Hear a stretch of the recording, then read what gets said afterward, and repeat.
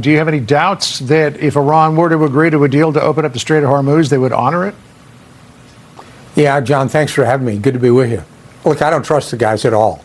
So I don't think they would. They probably would honor it.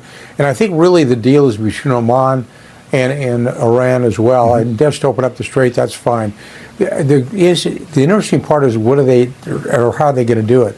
Are they going to charge tolls, sort of like Turkey does with the Bosporus Straits? And that just leads to a whole set of problems we haven't even talked about.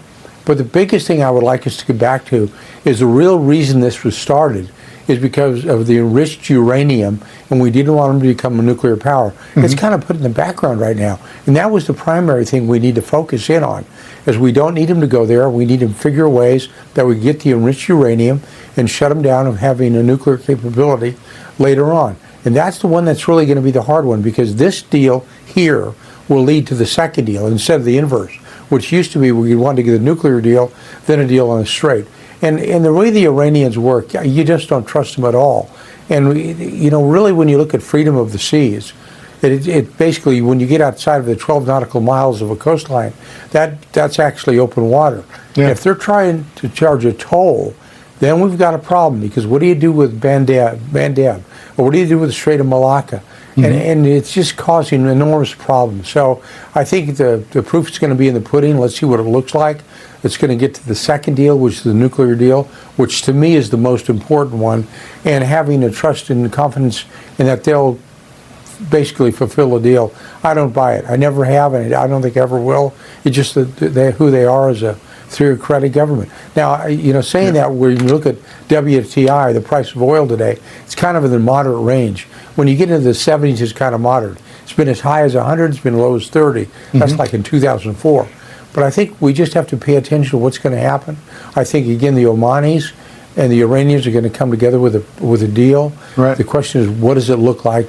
I just want to get back to the original purpose, which is not letting them have enriched uranium and getting to a nuclear weapon. Yeah, I mean, it's kind of ironic that President Trump said the other day that, you know, we're going to do the Strait of Hormuz first, then we'll talk about nuclear, whereas weeks ago, when the MOU was first released, the president was telling us that they already had a deal on nuclear. This just came in. Apparently, Iranian state TV is quoting Masoud Pezeshkian, who is the country's president, as saying interaction with the country's supreme leader is very difficult currently.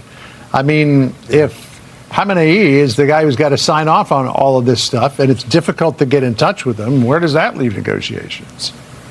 Well, this is the real problem, and we need to understand the Iranian form of government. The supreme leader is the senior guy. He's responsible for everything. Pezeshkian is considered to be, and that's really stretching, like a moderate. And to me, the moderates have always been, those are the guys that go to the public hangings of people who are revolted against the institution, but don't go to the cocktail party afterwards. I mean, Pezeshkian's kind of in the middle, but he's probably the only one that you really find out there. If they've got to go through the supreme leader and the Revolutionary Guards, then we've got a problem going down the road to the nuclear deal. And that's the thing we should be focused on. What does the nuclear deal look like? Not what the Strait of Hormuz looks like, even though it affects the economy. It doesn't affect us. It affects the Middle East countries and Europe as well, because we're doing just fine with it. But it will be inflationary.